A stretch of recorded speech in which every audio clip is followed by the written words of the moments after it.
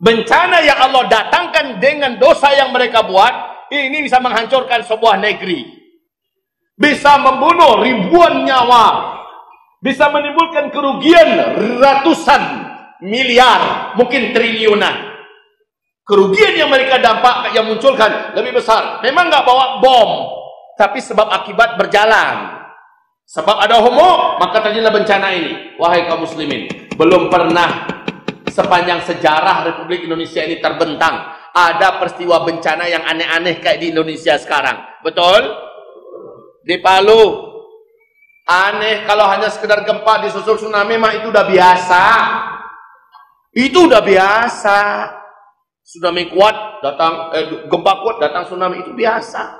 Yang nggak biasa itu tanah berjalan, rumah di atasnya, gedung di atasnya, tiang listrik yang begitu tinggi juga di atasnya ikut jalan-jalan.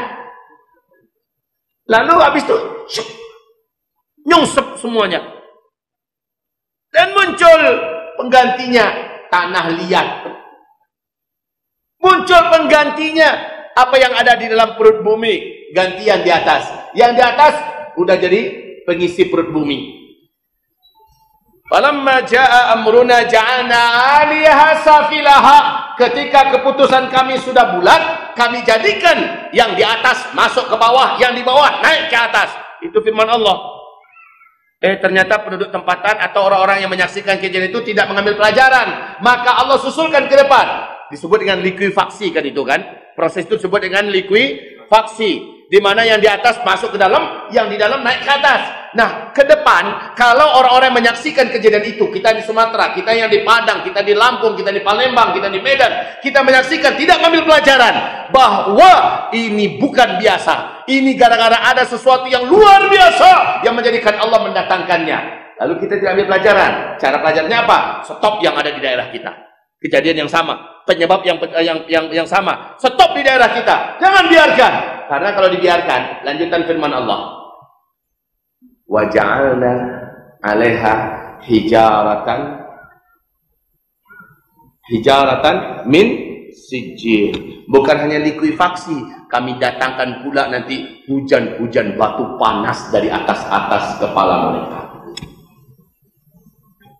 Kaum Sodom dihancurkan oleh Allah Subhanahu wa taala gara-gara homoseksual. Wahai Bapak Ibu, sekarang Sumatera Barat kah namanya, mau Aceh kah namanya, Sumatera Utara, Palembang, Sumsel, mau Lampung kah namanya, Jawa Barat, Jawa Tengah, Jawa Timur kah namanya, mau Bali, mau NTT, NTB kah namanya, mau Sulawesi apa saja namanya, Kalimantan apa saja namanya. Setiap kota-kota ini sudah dipenuhi oleh para pelaku-pelaku dosa maksiat, di mana pemerintahnya mendiamkan saja. Maka demi Allah saya bersaksi, demi Allah saya bersumpah, demi Allah saya akan menantang siapapun yang menolak. Lihat, apabila pemerintah masih tetap seperti itu diam, tidak menghentikannya. Apabila juga ulama hanya sibuk di masjid-masjid, ulama-ulama tidak menggerakkan rakyat, dan rakyat juga diam, tidak mau bergerak, hanya berpangku tangan saja. Prinsipnya yang penting perbaiki diri sendiri, yang penting perbaiki akhlak sendiri. Orang lain buat dosa itu urusannya dengan Allah. Kita tidak usah mencikarawai orang, itu HAM. Hak asasi manusia. Dia mau berzina, dia mau makan anjing, dia mau berzina dengan anjing, mau berzina dengan babi, itu urusan dia. Kalau kaum musliminnya macam itu, maka saya bersaksi demi Allah, saya bersumpah demi Allah, negeri itu akan Allah hancurkan dengan petaka, bencana, dan azab. Dan sekarang bukan saatnya lagi Allah main tunda-tunda. Main tunda-tunda ada selesai Pak waktunya. Sekarang Allah bayar cash. Allah bayar cash. Tunai. Jadi Masya Allah, dari belakang. Padahal musik-musik kalau sudah digemari, dicintai oleh umatku, ini salah satu di antara pengundang bencana yang besar. Jangan anggap ini biasa ya. Arab Saudi, sejak Muhammad bin Salman yang pegang kendali pemerintahan, Arab Saudi jadikan sebagai negara terbuka sekarang.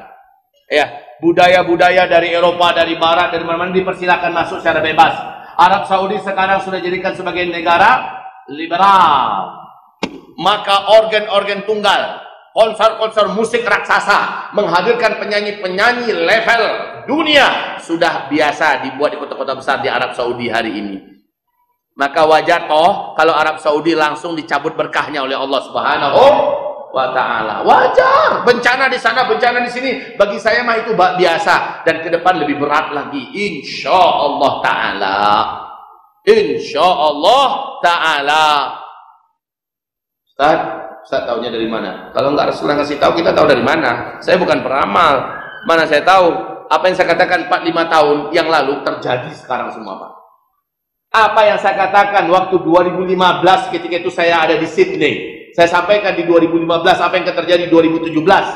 Karena ada tuntunan hadis-hadis nabinya. Hanya saja Nabi Muhammad tidak menyebutkan tahun. Tapi ada tuntunan hadis-hadisnya. Urut-urutan kejadiannya. Saya sampaikan. Terjadi.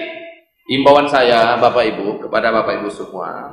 Peluang kita memperkecil bencana itu cuma satu-satunya yang ada. Memperkecil dampak bencana. Dampak ya. Bencana nggak bisa dihentikan. Mau dihentikan? Mau Ustaz? Caranya gimana? Cara menghentikan bencana gimana? Apa? Sedekah. Sedekah. Ini saya udah cerita tadi. Ada satu kampung, satu kota yang penduduknya soleh, taat, kuat sedekah. Ya, rajin puasa sunat, rajin tahajud dan sebagainya.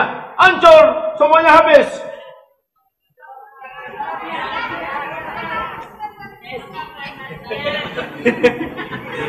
Ibu semangat Pak, ya Bapak gimana? Wah, ini dia jawaban yang benar. Seluruh kita wajib aktif. Tidak boleh pasif. Tidak boleh menyadarkan pada orang lain. Seluruh kita wajib aktif.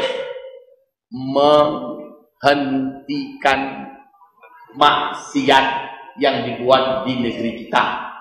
Di kampung kita. Di kota kita. Kalau ada tetangga, apa jo anaknya lalamu berhubungan, candu laki bini, awak padiakan saja. Maka insya Allah kampung itu akan tenggelam dalam petaka dan bencana. Kalau ada tetangga adik kita, ada sebuah lorong di kampung kita, situ tempat perjudian, kita biarkan saja. Maka kampung itu seluruhnya akan Allah sikat dengan bencana. Apa saja bentuknya bisa. Dan kalau ini sudah bersifat sebuah perbuatan dosa yang skalanya skala provinsi, provinsi itu yang akan Allah bencanakan dengan bencana-bencana yang besar. Menghentikannya adalah taubat nasuha. Sudah benar dilakukan oleh pemerintah kita kemarin, kayak di Payakumbuh. Ya, saya tahu. Saya nggak tahu Bukit Tinggi sudah melakukan belum yang kayak Bukit Payakumbuh. Yang kayak Padang, Bukit Tinggi belum. Maka pemerintah kita nih, wali kota, mudah-mudahan sampai ceramah ini ke telinganya wali kota. Lakukan hal yang sama, bahwa umumkan Bukit Tinggi kota bersih maksiat. Lalu rakyatnya action. Rakyatnya action. Pak polisi yang ada itu tidak punya gigi, Pak. Tidak punya nyali kalau rakyat tidak mendesak. Kalau masyarakat, warga dan rakyat yang bergerak dan mendesak, pasti polisi-polisi punya nyali dan punya keberanian. Lalu anggota dewan yang wajahnya dipajang di mana-mana, pilihlah aku. Sekarang udah terpilih dia. Coba ini suara kita semua. Mereka harus lahirkan undang-undang perda anti maksiat, dikokohkan. Walaupun PDIP mengatakan tidak perlu ada perda maksiat, walaupun PSI yang baru mencogok mengatakan tidak butuh perda maksiat, perda anti maksiat, walaupun Nasdem mengatakan Indonesia tidak butuh dengan perda anti maksiat, biarin itu urusan mereka. Yang penting kita semuanya bergerak lahirkan perda anti maksiat. Amar ma'ruf nahi anil munkar itu paling kuat itu adalah ketika kita memegang tampuk kekuasaan. Ini nggak bisa. Kalau selama ini capek-capek kita. Coba lihat apa yang dikatakan oleh Anies Baswedan ketika beliau sebagai gubernur, hanya dengan tanda tangan selesai, tutup Alexis. Allahu Akbar. Hanya dengan tanda tangan selesai. Yang paling heboh dan paling diharapkan ke depan bisa menjadi pintu gerbang menguasai Indonesia, yaitu reklamasi. Selesai dengan tanda tangan ketika yang menandatangani penguasa. Nah, coba Zulkifli Muhammad Ali yang tertangani dicampan orang tong sampah kok.